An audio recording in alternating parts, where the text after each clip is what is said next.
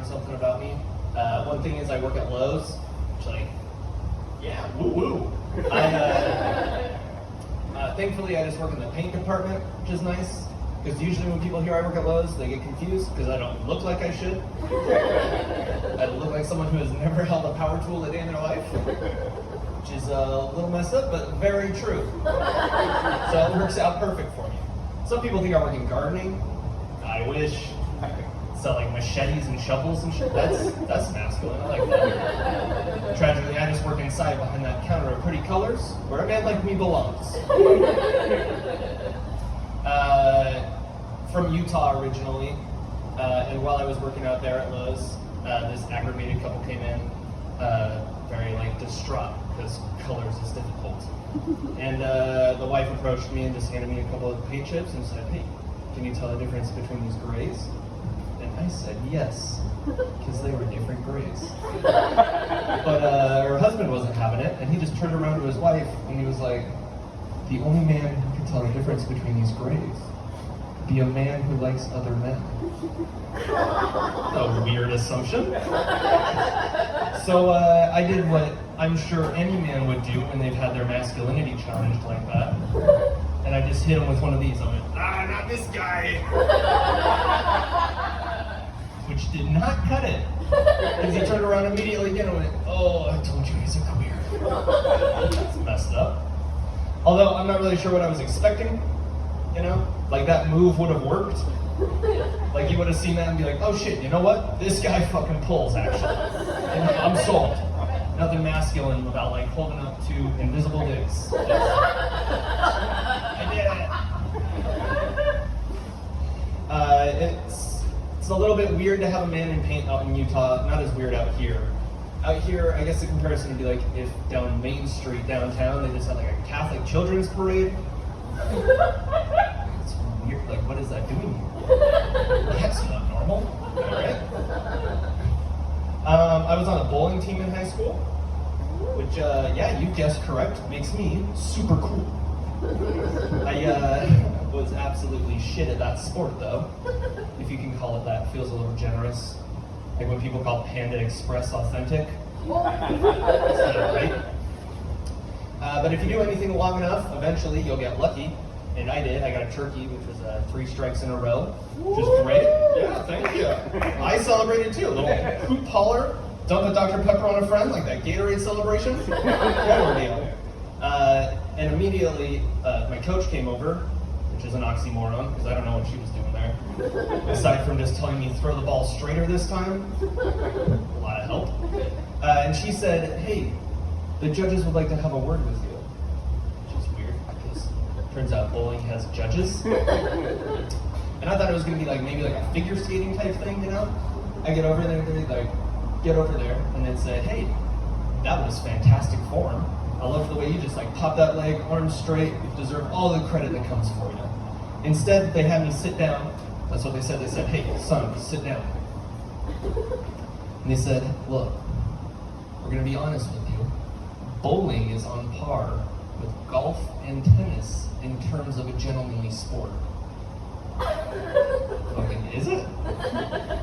And then they went on to say that they'd have to suspend me from competitive bowling, which is quite the sentence. But for reals, is it actually the whole building is lit in neon. And in most bowling alleys, there's an arcade stuffed in the corner. Plus, if you go on the weekends, most of the time, if you're lucky, they have black light bowling. It's notoriously high class. But it's not really gentlemanly. In golf, you have to play with 12 special shaped sticks, and you get a little pretend car to drive around in. Plus, if you get really good at the sport, you get a little manservant to do all your heavy lifting. But in bowling, you only need 2 things. You just need mild concentration to know when it's your turn, and then moderate finger grip. But at any point in bowling, you can just get up and order hella cheese fries and pick up both of those strategies immediately.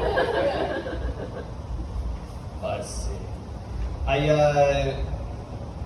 gotta be real, I didn't know my father's name until I was almost 10 years old.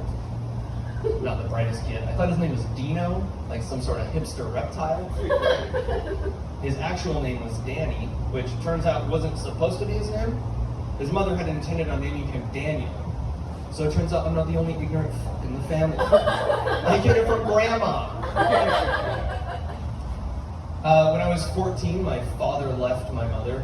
I guess he left us kids too, that's usually how that works, right? And I mean, I'm not my mother's biggest fan, but I do think she's at least a little better than a grave plot.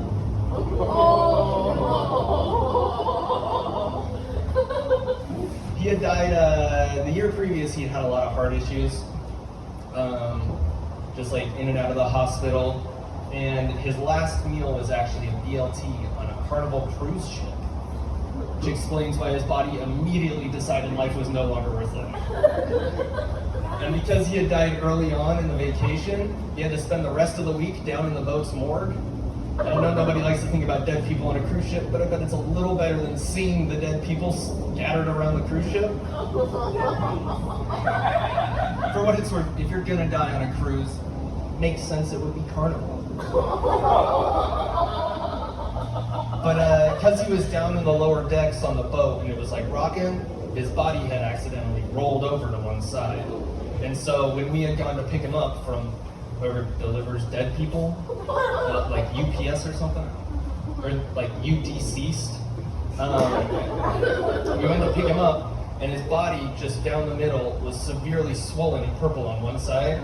Kind of like if Frankenstein's monster was created using half of Grimace. Weird. Plus, it got super confusing because then a few days later we went to see him in a normal morgue, one of those like non-boat ones, and he looked really good. Like real good. Like better than he had looked when he was alive, which should have been like a red flag, but that's the roundabout way I found out that my father had been taxidermied. Which was very exciting. Which I think actually is perfect, because he was like a subscriber to the whole man's man type of lifestyle when he was alive, so I think it's iconic that the second he died, the professionals were like, let's get this man a cosmetic surgery. But also, I don't really think his whole masculine appearance held up, because after all, there's nothing more beta than losing your life to a BLT. Nothing says masculine about losing the 1v1 to a lightweight white bread brunch entree.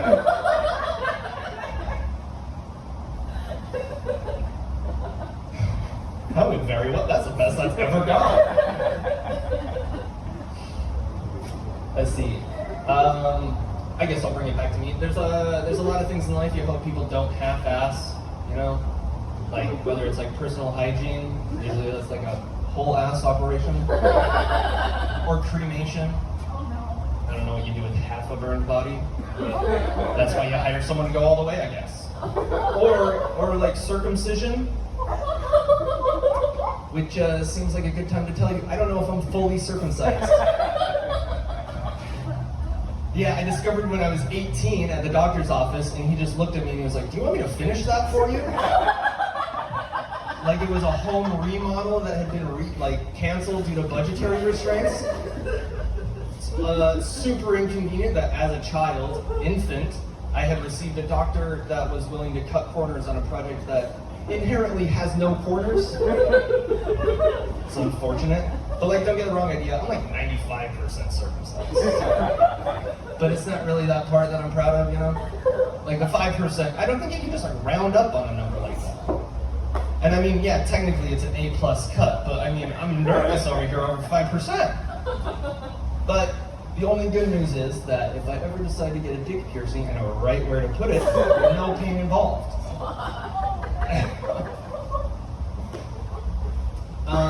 I'm not very masculine, which takes like one look to register. It's not like a very well-kept secret. But my girlfriend is very masculine. I grew up playing kickboxing and water polo, and her favorite drink is just beer. Is an umbrella term. Plus, I mean, that means when you look at us, it's really easy to tell, like, she is the man in the relationship. And of course she is. She sends solid rockets to space. Meanwhile, I just work at a paint counter making homes beautiful. But it's weird just because it means our combo is like a tomboy and a pretty boy. It's kind of fun. It sounds like a rough draft title for Batman and Robin. And like I said, my girlfriend's a rocket scientist, which is nice, because with her being that smart, it means that I get to be the cute one. And it's also great because it's super easy to know when she's mad, because she'll just stop moving around and start counting down from 10, 9, 8. And my only job is to simply make sure she does not go full challenger. I've gotten pushed back a little bit on that before. Someone came up to me and they're like, if your girlfriend was actually a rocket scientist, she'd be smart enough not to date an aspiring comedian. Nice. Yeah. Let's just chalk it up to the fact she's only good at math and not judging social value. Like I said, she launches rockets for satellites, which is nice. She likes space. Not like she likes space. She's just enthralled by the outerness. Which is nice, but sometimes I feel like I'm dating half a horoscope. Because she'll just be like, hey, you know Mars is in retrograde right now. And then just like not tell me anything else. Like, you gotta tell me how I'm supposed to feel about that, please. You can't just leave me hanging. How's my body gonna react emotionally? I need to know. But because of that, when we hang out with our friends, it's usually just a sea of rocket scientists and other various engineers, which is fun. But it vibes like a networking event between the kids from math camp and chess club. It's very weird. And because I don't know any of the jargon, I usually have no idea what's happening, and I feel like I'm just stuck in a library as an illiterate. I'm sure there's a lot of cool stuff going on in here, but frankly, I have no ability of knowing what any of it means. And usually when they all get together, it's like, hey, maybe once the drinking starts, it'll get easier to understand them. But it does not.